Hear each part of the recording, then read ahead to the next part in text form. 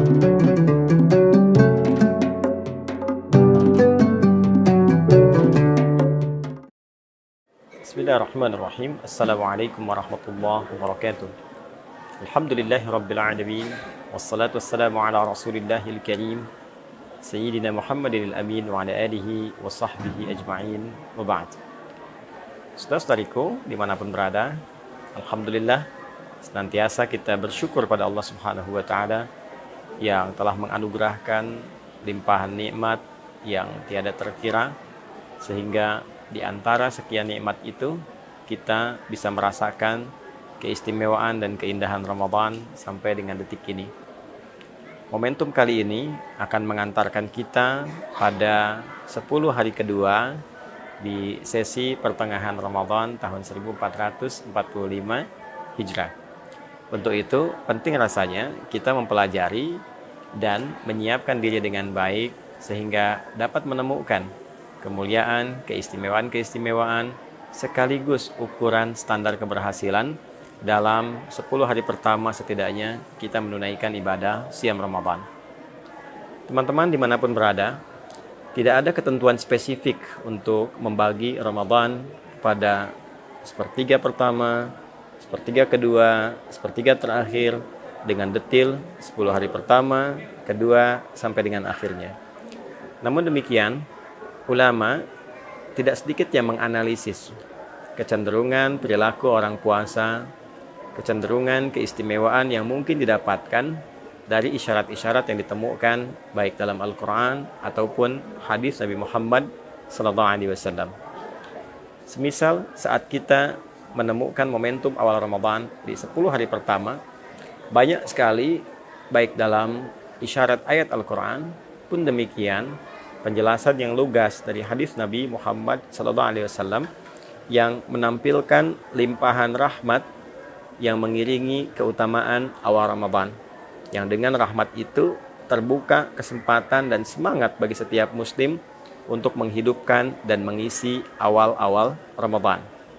Kita ambil contoh hadis Nabi SAW yang didokumentasikan oleh Al-Imam Al-Bukhari dalam rangkaian topik as-siyam atau topik puasa. Nabi SAW satu kali pernah bersabda, "Idza jaa Ramadan," jika telah tiba Ramadan itu, tiba kita di awal Ramadan, "Futihat abwabul jannah." Di riwayat lain, "Futihat abwabus sama." Maka dibuka pintu-pintu surga. Kemudian, "Wa ughliqat abwabun nar." Ditutup pintu-pintu neraka. "Wa suffidatis syayatin." Diikat, dibelenggu para setan.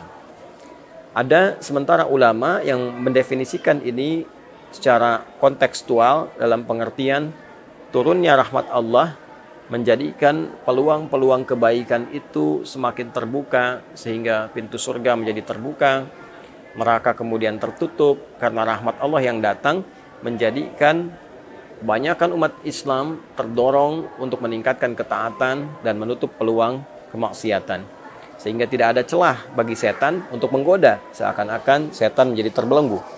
Ada yang mengartikan tekstual, di awal Ramadan setan dibelenggu, pintu surga terbuka sehingga semangat ibadah meningkat, pintu neraka ditutup sehingga kemaksiatan juga tidak nyaman rasanya untuk dilakukan. Tertutup celah maksiat, terbuka celah ketaatan. Konsekuensinya, kebanyakan umat Islam termotivasi, tergerak, semangat untuk meningkatkan ibadah. Bahkan di awal Ramadan, masjid-masjid menjadi penuh, kajian menjadi semarak, sholat ditunaikan dengan penuh motivasi, kajian Quran, bacaan Quran kita temukan di berbagai tempat. Ketika memasuki 10 hari kedua di pertengahan Ramadan, mulai nampak suasana klasik terjadi. Perbedaan mulai muncul, saf di masjid telah mendapati kemajuan, safnya maju, dari yang tadinya mulai penuh sampai keluar masjid, sekarang sudah mulai merapat ke dalam masjid, sedikit-sedikit berkurang. Hal yang seringkali nampak terjadi setiap datang momentum Ramadan.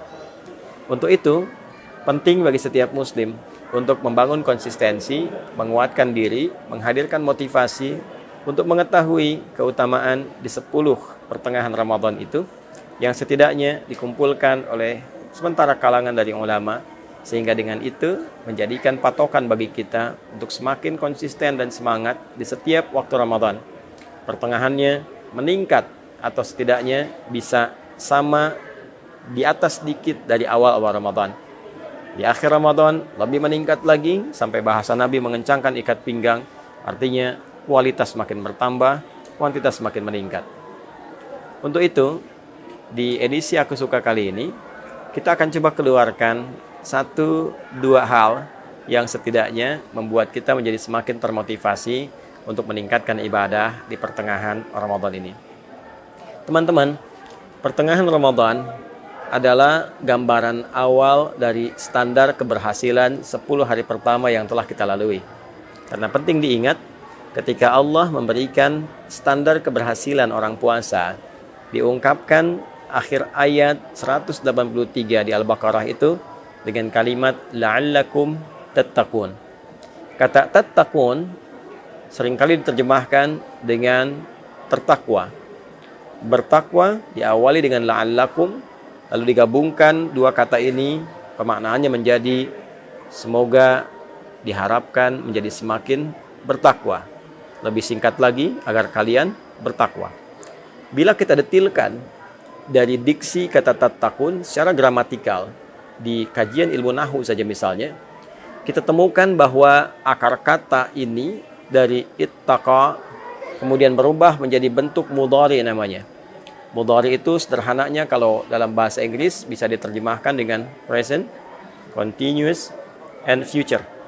Ada konsistensi amalan yang saat diperintahkan dikerjakan, lalu terus dia konsisten, continuous, bersambung, konsisten, ya selama masa-masa perintah itu berlaku, dan future bahkan setelah perintah itu selesai ditunaikan, ada perubahan yang terjadi pada pelakunya sehingga value dari latihan itu tetap bisa diterapkan dalam kehidupan di luar ruang-ruang pelatihan.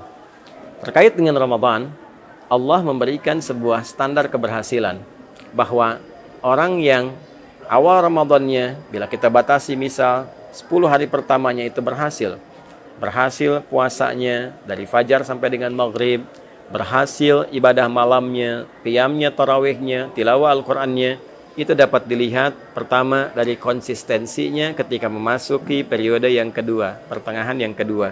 Jadi sesungguhnya 10 hari kedua ini adalah 10 yang sangat menentukan untuk menjadi standar keberhasilan kita pada 10 hari yang pertama.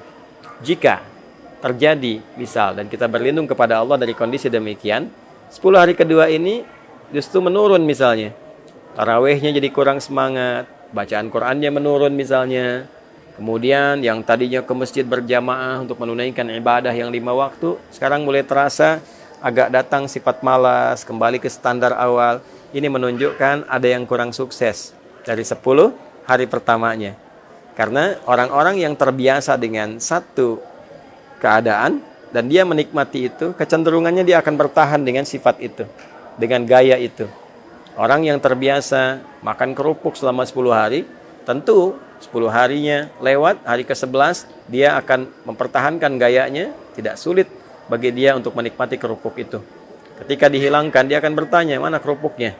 Ya, sama persis ketika kita tarik orang-orang yang diberikan menu Ramadan, hari pertama, hari kedua, hari ketiga, dan terbentuklah kemudian dari metabolisme tubuhnya saja pembiasaan untuk bisa beradaptasi dengan kegiatan yang dibangun selama 10 hari.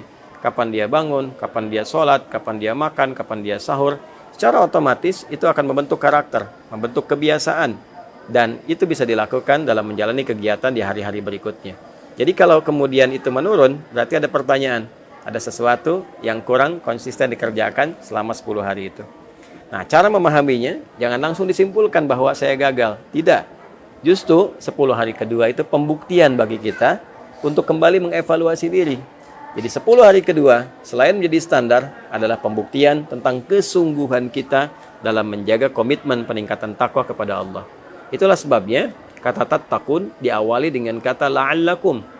Dari kata la'alla menunjuk pada makna taraji, huruf yang mengungkap harapan yang tinggi untuk meraih sesuatu yang sangat didambakan, tapi tidak mungkin itu bisa dicapai kecuali dengan kesungguhan. Jadi seakan Allah ingin mengatakan, tak mungkin kau berhasil mendapatkan takwa, tak mungkin kau menilai diri berhasil di 10 hari pertama kalau engkau tidak sungguh-sungguh menjalankan semua paket Ramadan hingga tuntas dikerjakan. Maka ayat ini dengan kata yang singkat la'allakum tattaqun memberikan petunjuk dan motivasi kepada kita. Jaga konsistensi, semakin serius lagi, tingkatkan semangat lagi. Jadi 10 hari kedua adalah 10 hari yang memberikan motivasi lebih agar kita meningkatkan ibadah dibandingkan dengan awal-awal yang telah kita lalui. Apa yang bisa kita dapatkan ketika kita konsisten masuk pada 10 hari yang kedua? Teman-teman, konsistensi yang dibangun itu justru mendekatkan kita kepada limpahan anugerah yang sekiranya tidak banyak didapatkan oleh semua orang ketika dia tidak mengoptimalkan potensi dirinya pada 10 hari yang kedua ini. Yang pertama, potensi mendapatkan ampunan Allah Subhanahu wa taala lebih besar kita bisa raih dibandingkan dengan 10 hari pertama yang terbuka kesempatan, siapapun bisa meminta sehingga peluangnya semua orang bisa mendapatinya.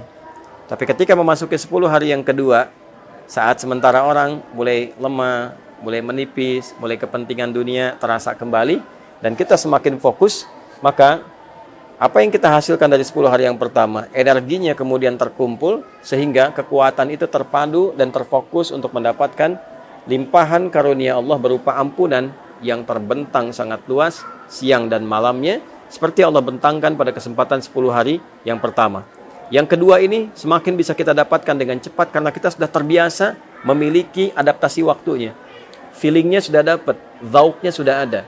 Jadi kalau kita sudah terbiasa ibadah, kita bisa merasakan frekuensi di waktu tertentu saat kita bisa memohon. Ya, untuk istighfar misalnya. Bisa jadi setelah tarawih, malam-malam kita bisa bangun, kita bisa mintakan ampunan. Nah, 10 hari kedua ini ada di antara waktu-waktu tertentu yang bisa mempertemukan frekuensi keadaan hati kita dengan frekuensi yang Allah pancarkan lewat cahayanya untuk memberikan sifat-sifat ampunan kepada kita semua. Itulah sebabnya sebagian ulama mengkategorikan 10 hari kedua konsentrasi anugerah yang Allah berikan terpusat pada sifat ampunan. Ya, walaupun riwayat yang disebutkan itu lemah atau cenderung bahkan palsu, yang membagi 10 hari pertama rahmat, keduanya kemudian maghfirah, ketiganya itqam minan nar, bila disebutkan itu bagian dari hadis.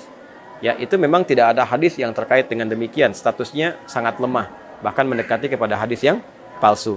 Namun demikian, dari sifat riset, bila kita keluarkan dari penamaan hadis, karena tidak semua yang bisa kita temukan itu, kita bisa dapatkan lewat hadis. Kita bisa gali dari petunjuk-petunjuk lain, walaupun tidak spesifik ada hadisnya, tapi ada petunjuk-petunjuk lain. Misal, petunjuk dari ayat. Misal, petunjuk dari keterangan Nabi yang memberikan sifat, tapi tidak memberikan nama. Kita bisa kumpulkan, sehingga kita bisa simpulkan bahwa selain 10 hari pertama ada rahmat yang ditebarkan begitu luas, 10 hari kedua ada ampunan yang diberikan bagi orang yang sungguh-sungguh menjaga konsistensi amal ibadah puasanya. Teman-teman, 10 hari kedua juga momentum terbaik untuk mendekatkan diri kepada Allah Subhanahu wa taala dengan memusatkan doa. Itulah sebabnya ayat tentang doa itu ada di pertengahan rangkaian ayat-ayat puasa. 183, 184, 185, 186, 187.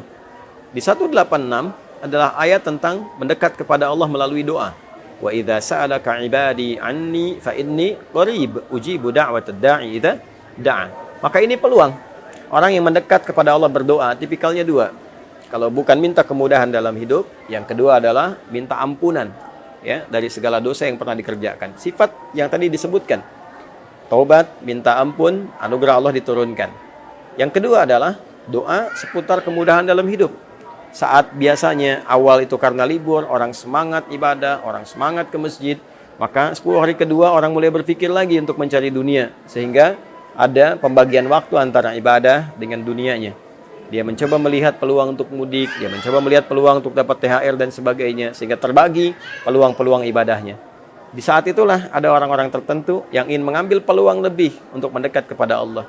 Dia gunakan energinya, hasil dari kumpulan 10 hari pertama, untuk minta kepada Allah, minta kemudahan hidup, minta kemudahan rumah tangga, kemudahan di pekerjaan, kemudahan saat sakaratul maut, kemudahan di alam kubur, kemudahan saat hisab. Dia mohonkan dengan energi itu saat orang lain mulai membagi konsentrasinya. Maka di saat itulah perhatian dan jawaban dari Allah semakin mudah menemukan frekuensi terhadap hambanya untuk dipancarkan dan dalam bahasa singkat mudah untuk dijawab. Jadi 10 hari kedua adalah standar dari keberhasilan 10 hari pertama. 10 hari kedua adalah motivasi untuk meningkatkan ketakwaan dan menjaga konsistensinya.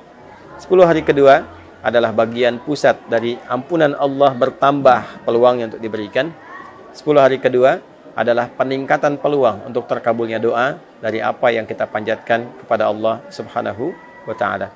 Untuk itu, teman-teman sekalian, mari kita terus meningkatkan amal ibadah kita, harapan-harapan kita, taubat kita kepada Allah, dan doa kita yang kita mintakan untuk kebaikan hidup, baik untuk pribadi, keluarga, kerabat, masyarakat, juga bangsa dan negara yang kita cintai ini. Semoga apa yang disampaikan dalam edisi ini membuat kita semakin konsisten dalam ibadah dan menemukan berbagai keistimewaan yang Allah bentangkan secara spesifik untuk kita pribadi sesuai dengan frekuensi ibadah yang kita kerjakan. Adi Hidayat dari Mira untuk kita semua memohon kepada Allah segala kebaikan yang mungkin kita dapati. Allahumma rabbana atina fid dunya hasanah wa fil akhirati hasanah wa qina adzabannar warzuqna ni'matal istiqamati fil ibadah ya arhamar rahimin. Wa sallallahu ala sayyidina Muhammadin wa ala alihi wa sahbihi ajma'in. Wa akhiru da'wana alhamdulillahi rabbil alamin. Assalamualaikum warahmatullahi wabarakatuh.